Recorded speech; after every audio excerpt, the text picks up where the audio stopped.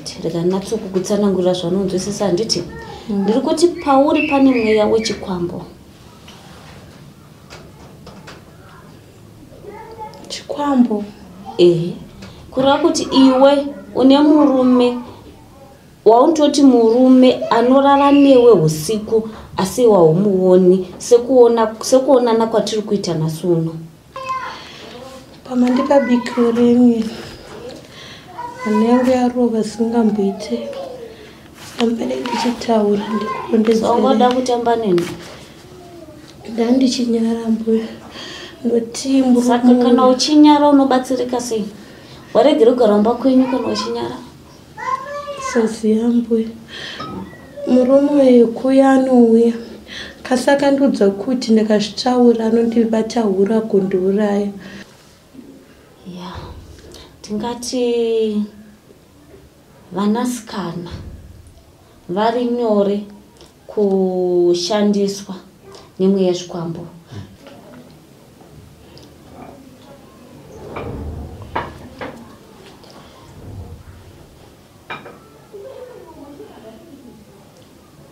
Totanga. Tiri mudare renyu nhasi. Mune muzukuru wamunaye akambouya here kana kuti ndokutanga kuuya pagogonzo? Kutanga kuuya. Kutanga kuuya. Tinotenda. Kandingonzwa zvishoma shoma. Gogonzo makavaziva sei naye asikana? Gogonzo ndakavaziva nekuona pamaTV. Ndopandakazovazivawo. Pandatora nhamba dzavo. Ndokuvafonera ndokundipa madirection kusvika pano. Alright. Tinotenda. Takusiya nguva kwamuri Gogonzo. Muzukuru auya mumataro yatakakuonai muzvivhitivhiti. Toti kwazovai muzukuru? Kwakadini kunobviwa? Kunobviwa manake. Aiwa asi manake. Kunobviwa madzodzo. Uchitanga upinda puno muzukuru ndine nhau kana dare randaziviswa pamusoro pechiraramo kana pamusoro peupenyu hwako. Nekuti uchipinda uchigara pawakagara pane murume angachiteverana newe. Asi murume angachiti ukagara anogara, ukasimuka anosimuka. Ndiri kuzama kududza kuti pauri pane hushandiswa hunorarama huri mauri. Hushandiswa? Kana muchiti hushandiswa memuchiedza kutaura tichii? Ndiri kuti matara atipeti maoko. Ndiri kuti pauri. Alright, rega natsokugutsanangurira zvanonzwisisa handiti. Ndiri kuti pauri pane mweya wechikwambo. Chikwambo? Kureva kuti iwe une murume waunototi murume anorara newe usiku asi waumuoni sekuonana kwatiri kuita nasuno. Haina ndite zvarume. Muzukuru, twisisa dara handiti. Ndiri kuti iwe pane murume wausingazivi wawakapiwa handiti. Wakamborinzwawo here kana kuti kutanga kurodzwa munhu? Zvamuri totaura handitombozviziva nambuya. Ndotanga kutozvinzwa pamuri asi tombozviziva zvamuri kutaura. Ndochini zvevarume handiti. Handite kana zvevarume munenge mukutondinyeperavo. Ndini zvevarume handite izvozvo.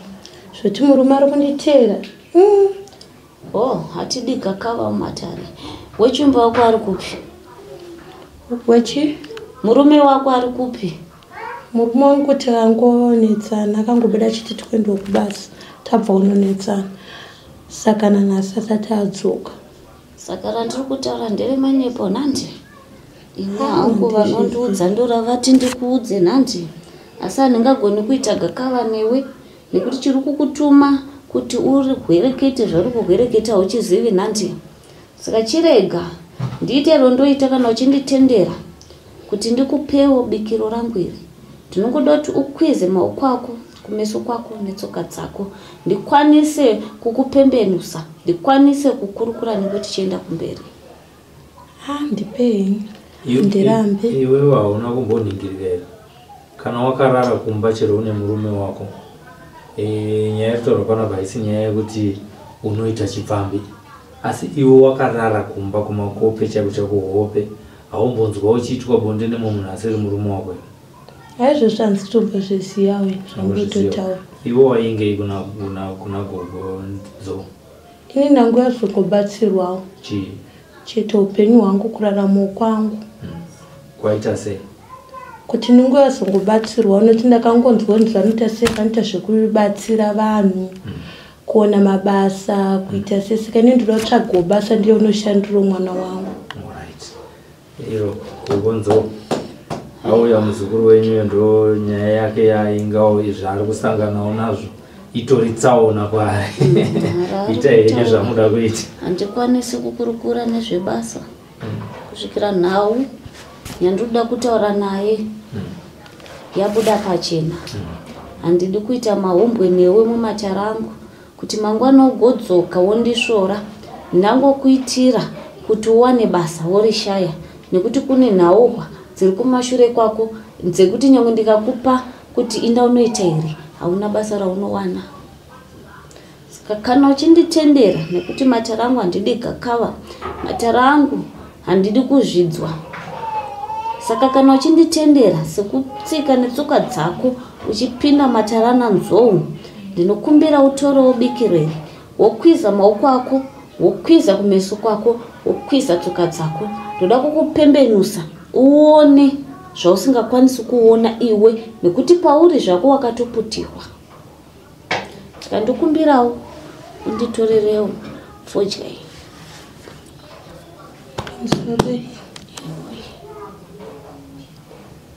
Wandikwizira maoko, wandikwizira kumeso kwako, wandikwizira tsoka dzako. Uchikwanisa kufa udai musoko. Udai kumeso, udai tsoka dzako.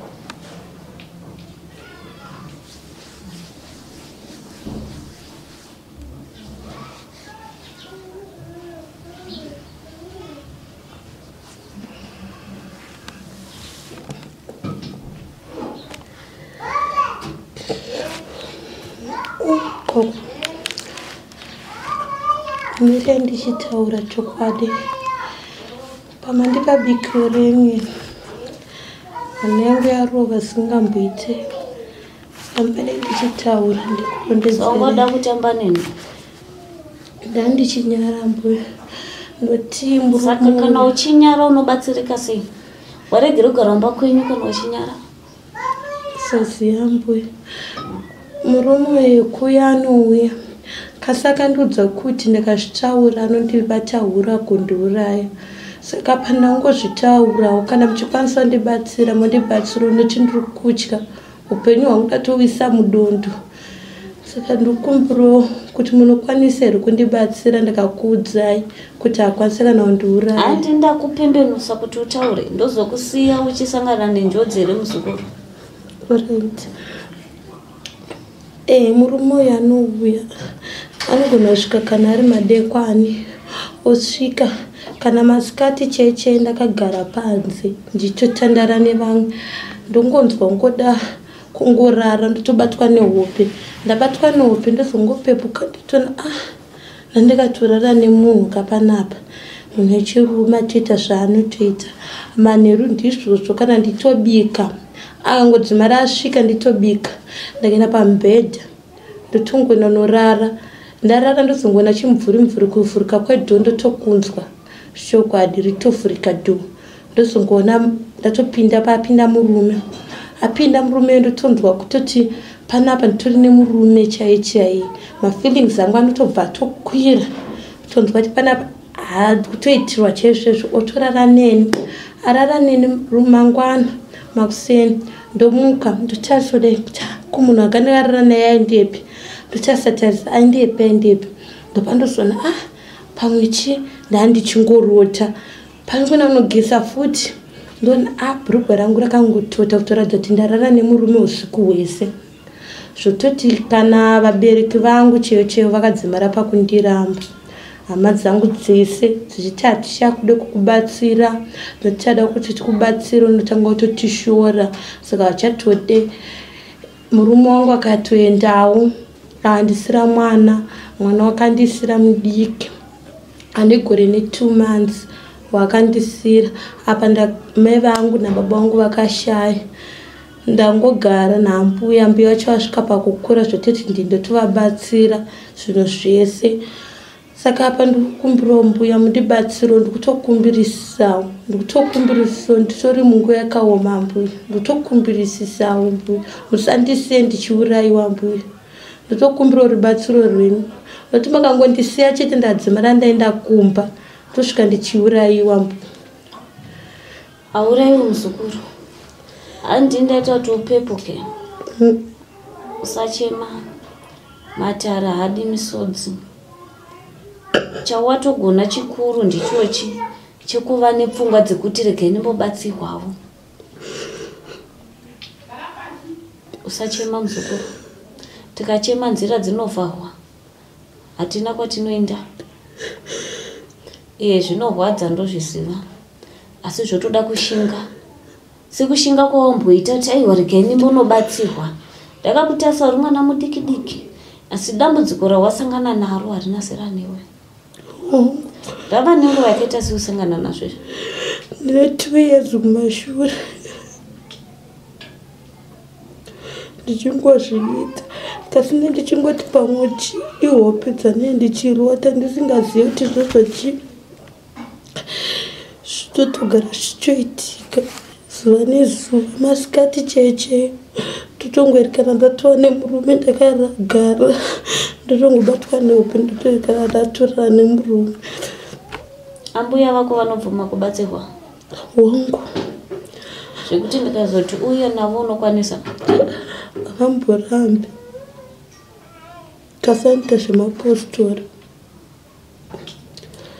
Harina mhaka muzukuru, nekuti ndiri kuona wakaiswa jambwa. Nhasi nyangokanzwa mbwana maricho ekuita unozongobvapo wakotandaniswa. Chokwadi Wonzi waba ndava hauna pawaba. chokwadi Wauya wega? ndaya ndega.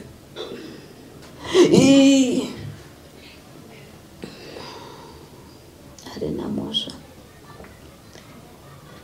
Zvandoda kuti uite muzukuru utoshinga, nekuti handikuti nhasi ndatokuitira dara kurapera neshtonyepa. Uchatombogara uchiuya ndichiti ndikakubatsira kusvika apa umbonoshandisa zvanenda kupa wodzoka, nekuti ndikakupa nhoroondo ungatambudzika mupfungwa. Asi handidi kukusiyira ronda. Chandoda kudza nchoti ndinokubatsira, asi nchakupa zvandichakupa ndinoda kuti uzouya nemunhu mukuru. Wakabata ndiro reivhu iya inoiswa ndiro reivhu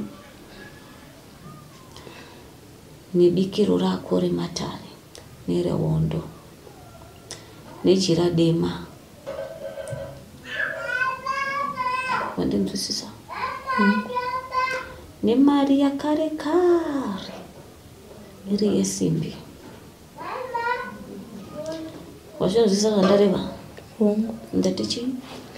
Mati ndiro yeivhu nebikiro nejira dema nemari yakare kare. Zvekare une masari ari pauri, unozviziva? Handizvizivi. Ukatevedzera zvandoda tuite uchatozoti ndini here ndasvika apa. Woziva kuti vadzimu naMwari variko. Handiti ndanzwa tsitsi kwazvo neupenyu huri kurarama, asi hanzi hakuna chisingaperi panyika ino. Kana vadzimu vako variko, Mwari wokumusoro kudenga ariko, isu madzisahwira tichazama nepatinogona napo kuti tibatsirane. Hauna chaunoona wabuda mumaoko angu, urundinzwa. Ukasangana nechawasangana nacho, dzoka uchikona matare kuti ndimi makaita kuti ndifumure zvinhu zvandasingafaniri kutaura. Honai mandigokera dambudziko. saka mukutorovera kuti mbuya ndakasvika izvezvi hatomboemanheru here. Handi ndakudza asi randareva roda kuitwa nekukurumidza, undinzwa? Nekuti tachenjedza mhepo. Ndichakupa hangu bikiro tachenjedza mhepo yakutoziva kuti pazviri kuitika.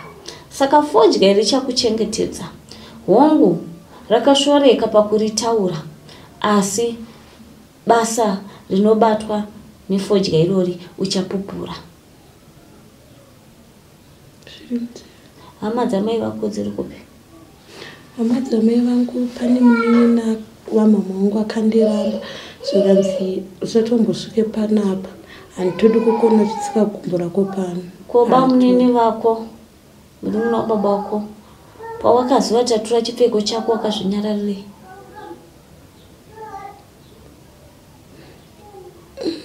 Nangu zvakitika kwarekare nangotoa pamwe mhino zvavari kuchitorerawo ndisatombosati ndo pazvichasvika nazvo. Wakatora uchiziva? Ndakatoyanika chipfeko payawayo. Saka panga pane function yebati.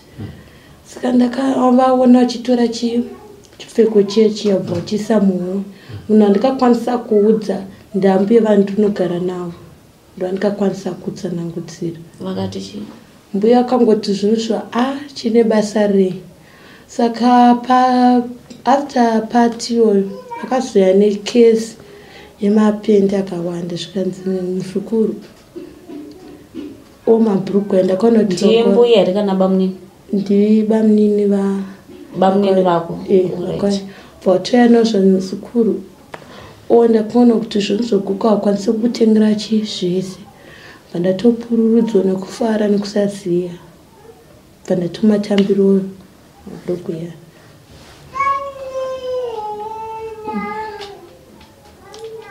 Zvakaoma. Zvakaoma. Chandingagona kukuudza muzukuru wangu ndechekuti murume wako achadzoka. Hunge matevedzera dare randoda kufamba newe, asi handina zvikuru zvandingakuitira pasina munhu mukuru. Uchauya nagogo, uchauya nani waunoziva kuti uyu ari, andikamuudza haafambisi guwa. Pamudiki ndikuvatemera mugogonzo. Pamudiki vakatorerei chipfeko chemwanasikana? Kumushandisa. Kuti zvaari kusangana nazvo iyezvezvi ndondirodzira ivo vari kuishandisa kuita sei? Vane mari here? Vanorima here? Vane mari mubvunzi uyu. Usachema muzukuru, ndosekera ndasingadi kurireva.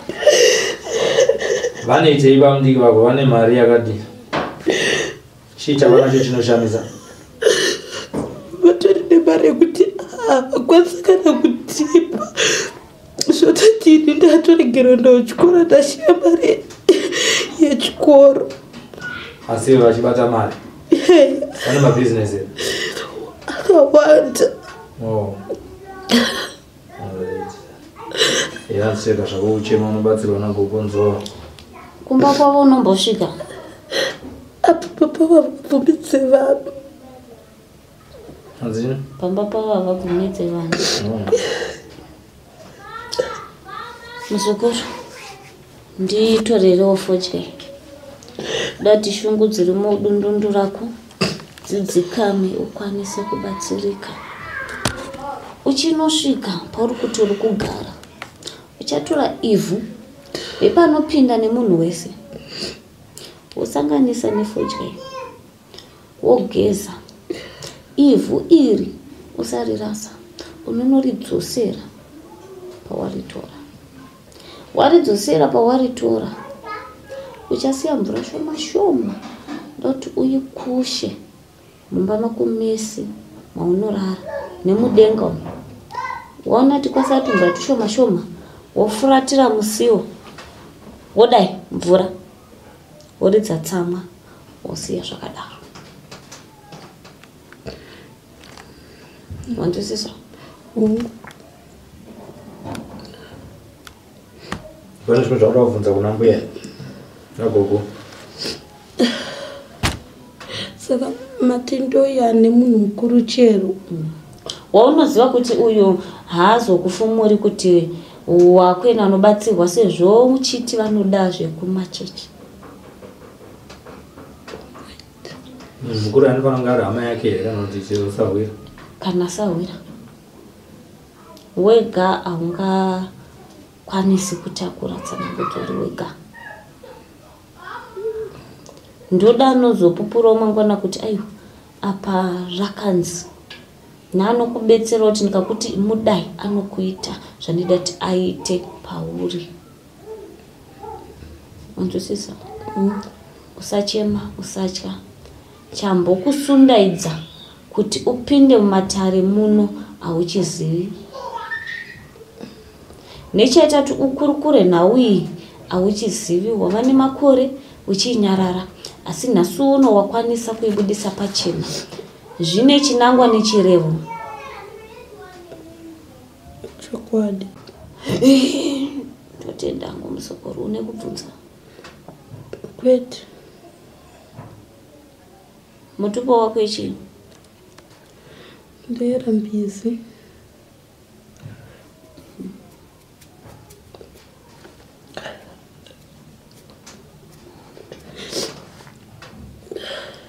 Baba munini wako anoshandisa chipo chiri paurika. Vakakusiyira chikwambo. Harina mhaka. Handichadi kurukura ruzhinji. Ndichakurukura kana wambonoita iro. Waona zvishuwa kuti murume uyu haasi kuuya. Uzopetuka wodzoka. Tatenda hangu nekubvunza. Kwete. Tatenda.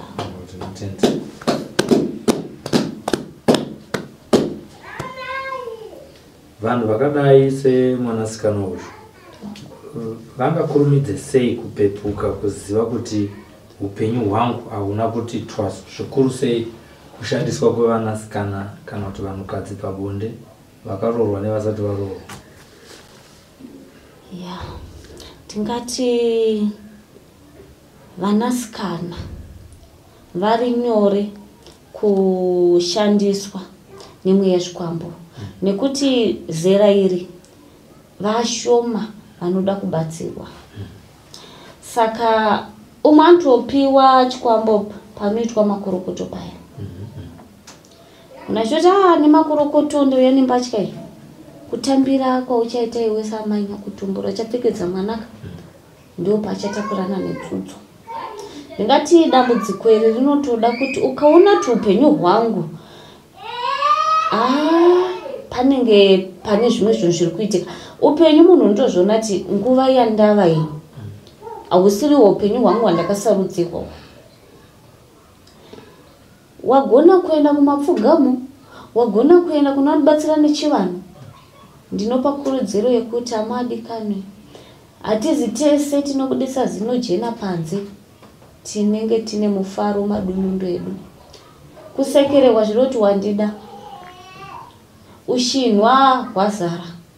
Saka ukaona kuti upenyu hwangu zvino hahusiriwo hwandaiva nahwo, chimbozvitsvaga nguva iripo, nekuti chinoitika dambudziko rikanyanya kugara riri mumunhu zvinotorawo nguva kuti ripere. Vamwe havazozvinzwisana ndoti nekuti ndakati uya mukandipa fodya, saka inini mangwana chakasina, mangwana fanira kutoona kuti chikwambo icho chapasina. Hausi kuti asa nguva yawabva une dambudziko iroro. Saka kurudziro yangu kune vari kuteerera ndeyekuti batsirwai hama madikani. Tinotenda maita basa.